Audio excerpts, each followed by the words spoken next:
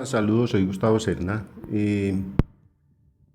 Bien, se hace necesario que en este curso básico de gas o en cualquier cosa que trabajéis con gas, definir una serie de magnitudes fundamentales. Estas magnitudes pues están definidas en otras partes, ya las he definido, pero se hace imprescindible definirlas aplicándolas en el campo del gas. Por eso he llamado este tutorial o este video lo he llamado conceptos básicos, ¿cierto? Faltaría colocar ahí aplicados a la industria del gas. Bien, dentro de esos conceptos básicos encontramos algo que se llama masa, difícil de definir, ¿cierto? ¿Qué será masa? Podríamos pensar entonces en nosotros mismos. ¿Qué somos nosotros mismos? Somos una porción de materia. Ya le podríamos dar, digamos, otras características como características tales como pues, la composición y una serie de cosas, pero somos una porción de materia con inteligencia, sí. ¿Existe otro tipo de materia? Sí, claro, pero al fin y al cabo todo constituido por los mismos elementos. Carbono, hierro, oxígeno, nitrógeno, es decir, todos los elementos de la tabla periódica. Para el caso de nosotros, en el gas sería, digamos, la materia y sería materia, un estado de la materia, en el caso particular sería el gaseoso, y la tubería que lo transporta sería también materia, ¿cierto? Entonces, eso es lo que es masa, ¿cierto? La masa es una cualidad de la materia. Eh, Todo lo que es materia posee masa, aunque definir materia es bastante difícil. Ese se llama un concepto primitivo. Bien, creo que intuitivamente ya todos sabemos qué es el concepto de materia, y para poder definir peso, entonces tendremos que referenciarlo a lo que es materia. Decimos que es una porción de materia afectado por la acción de la gravedad. No te fijes mucho de pronto en las definiciones y lo que dice el diccionario en la Real Academia, no. Se trata de adquirir el concepto. Bien, para nuestro caso entonces vamos a decir que para poder diferenciar entre masa y peso tenemos que recurrir al siguiente ejemplo. Imaginemos entonces un cuerpo, un astronauta con el traje espacial ubicado en la superficie terrestre. Con el traje espacial se hace aún más pesado, digámoslo así, le da dificultad brincar, digámoslo así, y estaría parado sobre la superficie terrestre. En la Luna, ese mismo astronauta, esa misma porción de materia, esa misma masa, estaría de pronto le daría dificultad pararse encima de la superficie de la Luna. Por eso lleva ese traje. Inclusive digamos que tendría que caminar como lentamente, y si se quitara el traje definitivamente entonces flotaría. La masa del astronauta es la misma en la Luna y en la Tierra. La diferencia está en el peso. El peso en la Tierra es mayor, por lo tanto, sin traje se puede parar perfectamente en la superficie de la Tierra, más no en la Luna. El peso entonces es ese pedazo de materia afectado por la acción de la gravedad. ¿Qué es la gravedad? Digamos, la fuerza con que nos atrae el cuerpo donde estamos parados. En la Tierra pues nos atrae con una aceleración de 10 metros sobre segundo cuadrado. Si nosotros nos fijamos, básicamente la Luna es un cuerpo mucho más pequeño que la Tierra, ¿sí? La Luna es más pequeña que la Tierra, por lo tanto, entonces el peso allá en la Luna será menor que en la Tierra, tan es así que flotamos. Entonces quedamos como una gran conclusión. La masa es una porción de materia y el peso es esa porción de materia afectado por la acción de la gravedad. La gravedad, por ejemplo, la acción de la gravedad es aquella acción análoga a la acción de un imán sobre una aguja. Siendo fuerzas diferentes, me sirve el ejemplo para decirte que el imán atrae la aguja, ¿sí? Y que la Tierra atrae los cuerpos. En el caso de la gravedad, si el cuerpo es mucho más grande, lo atrae con mayor fuerza. Ese es el caso de la Tierra comparada con la Luna. Bien, Después de ese más o menos concepto, lo que me interesa es que diferencies, hagas la diferencia entre masa y peso. Viene el concepto de área, otro concepto bastante importante para nosotros, es la medida de la extensión de una superficie. Si nosotros medimos, digamos, algún cuerpo, encontramos, por ejemplo, que tiene una vivienda, tiene ancho, el ancho, el alto y el fondo. Digamos que tiene 3 dimensiones. Si hablamos de una superficie, solo hablaríamos del piso de la vivienda, o de un muro de la vivienda, o de la losa de la vivienda. Eso es el área. Es una medida de la extensión de una superficie, digamos de un plano. Creo que con el ejemplo de la casa es suficiente. Cuando voy a comprar un apartamento, yo digo, lo primero que pregunto es cuántos metros cuadrados tiene. Entonces, 64 metros cuadrados. Ah, bueno, esa es la extensión. La extensión de esa superficie mide 64 metros cuadrados, ¿sí? Después pregunta uno, pues, primero pregunta uno por el precio del metro cuadrado. Y simplemente, pues, para saber cuánto vale, pues, multiplica el área, ¿cierto? En metros cuadrados por el valor del metro cuadrado. Entonces, podríamos decir en qué se diferencian el área y el volumen. Fácil, se diferencian en que el volumen tiene alto y el área no. El área es simplemente el piso, la superficie del piso, y el volumen involucra las 3 dimensiones, el ancho, el fondo y el alto. Básicamente eso es. Podemos decir entonces que son magnitudes, y son magnitudes porque tanto el área como el volumen, como el peso y como la masa los podemos medir. Bien, otro concepto fundamental es la fuerza. La fuerza, te voy a hablar de la fuerza para que lo podamos entender. La fuerza básicamente es la causa del movimiento. Vamos a imaginar que tenés una silla y observar la silla y está quieta. Ella continuará en ese estado de quietud, de reposo, si no hay algo externo que lo mueva. Por ejemplo, si usted ejerce una fuerza sobre esa silla, la puede mover, pero si no le ejerce una fuerza, la silla se quedará ahí. ¿Habrá alguna fuerza actuando sobre la silla? Respuesta sí, la fuerza de la gravedad se mantiene asentada en el piso, ¿sí? La fuerza que usted haga para mover la silla debe ser suficiente para vencer esa fuerza y arrastrar la silla. Eso es lo que llamamos fuerza, ¿cierto?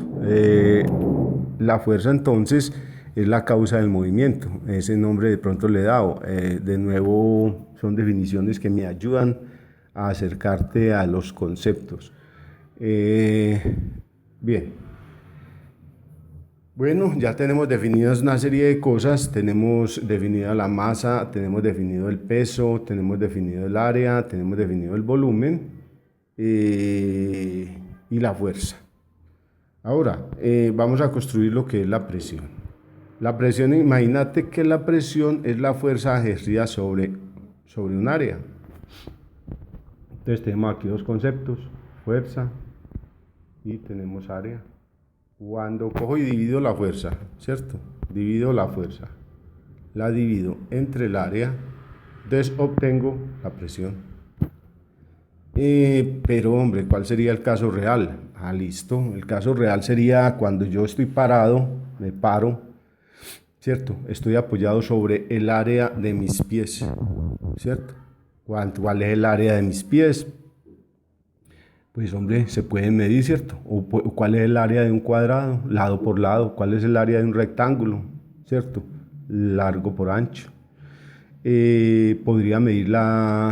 Podría pararme encima de un papel, colocarme tinta debajo de los pies y marcar la huella mía. Esa superficie, esa huella sería el área, ¿sí?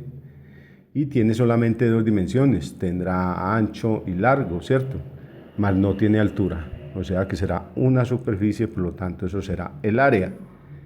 ¿Y cuál será la fuerza? Entonces nos preguntaríamos la fuerza que ejerce el cuerpo mío parado sobre el área de mis pies. Ya tengo el área. Supongamos que el área fuera 60 centímetros cuadrados, suponiendo que el área fuera, 10 por 30, no, 600 centímetros cuadrados. Y es el ancho 10 centímetros y de fondo 30, 10 por 30, 300 centímetros por centímetros cuadrados, sería el área de un pie por 2, 600 centímetros cuadrados. ¿Y la fuerza cuál sería? La fuerza con que me atrae la gravedad. ¿Cuál sería esa fuerza? La fuerza está definida como masa por aceleración. No vamos a entrar en detalles, pero podremos decir entonces que la fuerza sería masa. Si mi masa es de 70 kilogramos, lo multiplico por la aceleración de la gravedad, vamos a redondearla a 10 y tendremos 70 por 10, 700, ¿sí? Entonces tendríamos una fuerza de 700, ¿sí? kilogramos fuerza aplicados en un área de 600 centímetros. Hacemos esa división y encontraremos la presión. Esa será la presión. Ahora, voy a cargar un bulto de cemento. Entonces, si me coloco el bulto de cemento sobre el hombro, entonces el área que está tocando el cemento es el área donde está aplicada la fuerza. Y si el bulto de cemento es de 50 kilogramos, ¿cierto? Ya vendría siendo 50 kilogramos fuerza, ¿cierto? Entonces sería 50 por, ¿cierto?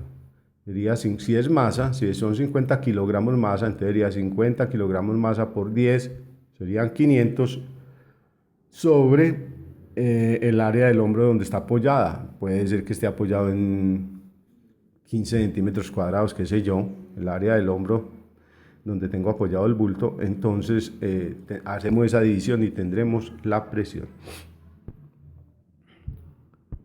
¿Pero qué será la presión? No, la presión será la presión, imaginemos que será un PSI. Un PSI será 450, una libra americana, 454 gramos, llevados a kilogramos será 0.454 kilogramos, ¿cierto?